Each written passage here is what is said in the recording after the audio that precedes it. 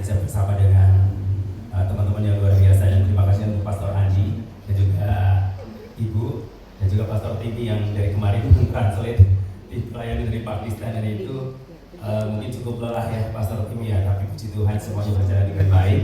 Dan kami dari G30.33 ya My Home Indonesia ini, dan saya kebetulan, bukan kebetulan oleh anugerah Tuhan, saya satu tim dengan Bapak Pastor Andi Markus yang luar biasa, yang punya hati misi yang luar biasa. Karena kalau yang tidak punya hati misi nggak mungkin bisa bergabung dengan G30.33. Apalagi di dalam kegerakan ini, sebuah kegerakan di mana kita Indonesia itu terpanggil untuk mengirim para utusan misionaris dari Indonesia ke bangsa-bangsa.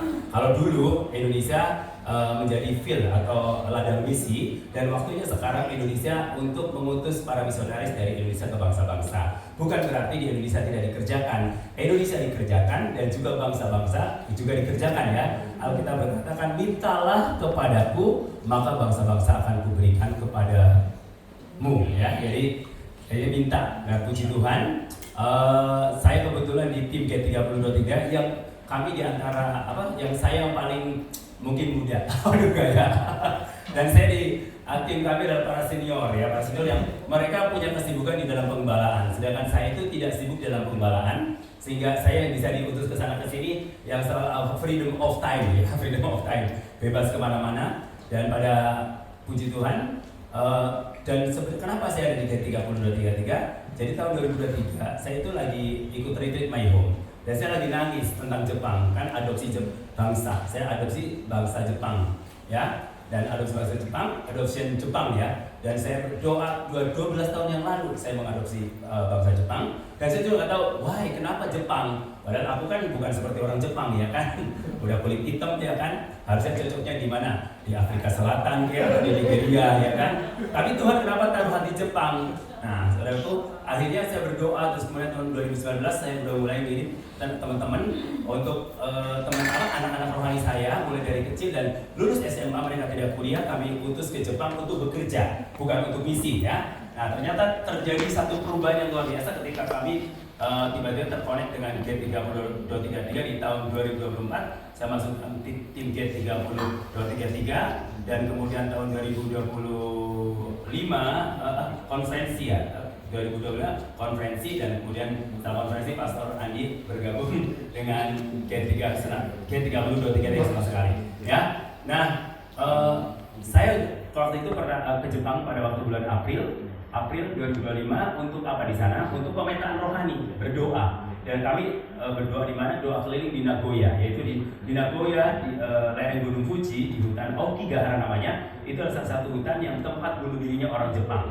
Nah, jadi kalau orang Jepang mau bunuh diri, harakiri ya, harakiri ke hutan itu. Jadi kalau satu mobil udah parkir di situ terus nggak balik-balik, berarti mereka udah mati. Ya. Jadi mungkin saudara bisa ketawa, tapi itu adalah yang terjadi di Jepang. Bahkan pada waktu saya ke Jepang di kota Nishio, itu ada satu keluarga hanya tinggal suaminya, dan suami sampai sekarang stres karena istrinya bunuh diri dengan dua anaknya. Dan juga keponakan teman saya, dia bunuh diri, ada 3 ada di dalam mobil. Jadi mobilnya mereka pakai lakban sendiri, dan kemudian mati pelan-pelan di mobil, tidak bernafas. Itu di daerah Nagoya juga. Jadi inilah yang kenapa saya baru mengerti kenapa Tuhan taruh hati saya untuk Jepang. Memang seperti Pastor Adi katakan, Jepang itu negara yang sudah mapan, semuanya sudah UMR-nya juga luar biasa, sehingga anak-anak rohani saya di sana udah makmur ya. Jadi udah gak kesulitan. Nah, memang biasanya kalau negara makmur, negara itu kayak seperti no need God ya, nggak perlu Tuhan lagi ya, karena udah makmur nggak perlu Tuhan. Seperti kok Eropa juga kan sekarang kekristenan tinggal 5%. Kenapa tinggal 5%? Saya itu ngalamin pada waktu saya di Jepang itu, saya kan move dari guest house to guest house. Jadi saya tinggalnya bukan di satu tempat. Saya tinggal pertama kali di Jepang itu di Pastor Akira. I live in Pastor Akira, Global Mission Pastor Akira.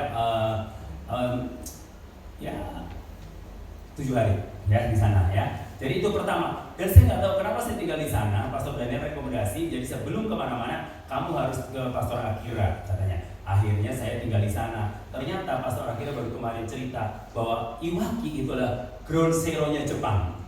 Nah, semua satelit, ya all satelit di Jepang itu pusatnya di Iwaki. Jadi saya nggak tahu, apa yang saya kerjakan di sana? Saya doa keliling. Ya, walking prayer in Iwaki. Ya, Iwaki itu salah satu kota yang penuh dengan tenang, ya, nggak rame, ya, nggak seperti Tokyo. 2,5 jam, 2 hour and a half, ya, from Tokyo to Iwaki by train, ya. Dan akhirnya saya tiba di Iwaki, dijemput sama Pastor Akira. Jadi pick up Pastor Akira Mori, ya. Baru kenal, jadi angkat koper saya. Karena ini seorang bapak yang humble, ya, luar biasa. Father for Indonesia to Jepang, ya. Nah, Tuhan luar biasa pertemuan dengan beliau, dan akhirnya mulai dari Iwaki kami doa keliling dari Iwaki, Tokyo, Chiba, Yokohama, terus kemudian Kyoto, Kobe, Nara, dan Osaka, Hiroshima, Fukuoka, Beibu, Oita, Kumamoto, dan Nagasaki. Nah, kenapa saya harus ke Nagasaki? Nagasaki itu adalah salah satu kota di mana dulu terjadi revival kebangunan rohani di Jepang di tahun 1597, dimulai dari Nagasaki. Nah, sejak saat itu menyebar ke seluruh Jepang sehingga banyak gereja-gereja di Jepang. Tapi di tahun 80-an mungkin mengalami penurunan, dan sampai hari ini Jepang itu ada sekitar 1.000 gereja yang tidak ada pendetanya, ya. Makanya teman-teman dari Bekasi yang mau punya hati untuk adopsi Jepang, boleh melalui pengiriman tenaga kerja, ya, dibuka untuk misi ke Jepang. Nanti ada GBI Rayon 18 di kota mana, ya. Amin. Ya. Ya. Kan dari Bekasi sampai ke ujung bumi, ya. Nah, okay. Jadi pas, ya, makanya persiapan generasi muda. Dan kemudian kami berdoa, hanya tugasnya berdoa, ya kan, terkonek dengan berbagai gereja di Jepang. Seperti kemarin kami mengundang Pastor Julius dari Fukuoka, Pastor Akira dari Jepang, dan itu semua terkonek di dalam B30233, ya. Semua itu divine connection, dan seperti Pastor Akira katakan, ada 15 kota. Saya itu nggak kenal siapa-siapa, tapi ketika saya tiap hari doanya cuma apa? Tuhan berikan saya orang-orang damai di kota setiap kami kunjungin. Semua di setiap kota, 15 kota, semua saya punya teman sekarang. Teman orang Jepang, teman orang Indonesia yang ada di setiap kota. Bahkan di Hiroshima ada seorang ibu, dia ngangkat seperti anak. Kamu panggil mami, ya? Berarti saya kelihatan muda, ya. Ya, puji Tuhan. Ini ada sedikit oleh-oleh dari Jepang, ya. Bagaimana pengizinan saya di Jepang. Dan ini salah satu pulau, namanya Pulau Sakushima, yaitu sekitar 8 jam dari Tokyo dan 1 jam dari Nagoya, dan kita naik kapal 20 menit, ya. Di kota Nishio itu tempat orang-orang tua mengasingkan diri yang sudah tua pada mengasingkan diri dari daerah yang sangat tenang, ya. Oke, videonya. Nah, ini boleh dimatikan dulu, ya.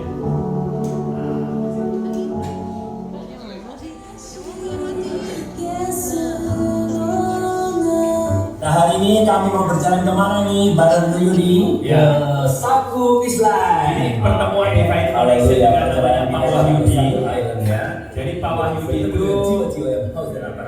adalah orang Indonesia yang menikah dengan orang Jepang.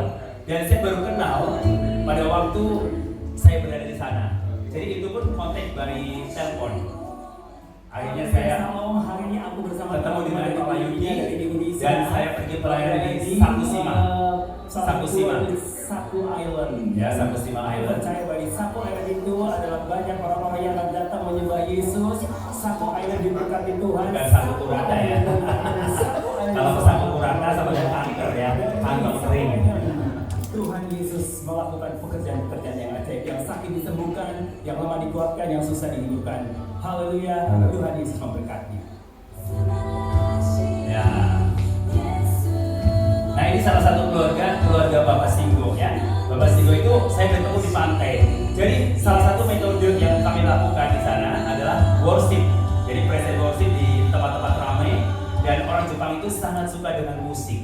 Ya, jadi ketika saya worship, dia angkat tangan, dan akhirnya saya datangin, ya, cari diri mereka. Nah, ini Bapak Toshimori ini seorang pengusaha, udah sekitar umur 80 tahun, ya. Dia tinggal di tempat itu, tapi dia setiap weekend saja. Dan dia tadinya fanatik sekali dengan Injil, tapi puji Tuhan melalui present worship dan teman-teman. Nah, ini teman-teman ada dari Vietnam 2, tapi mereka belum percaya Yesus, orang Vietnam itu, ya.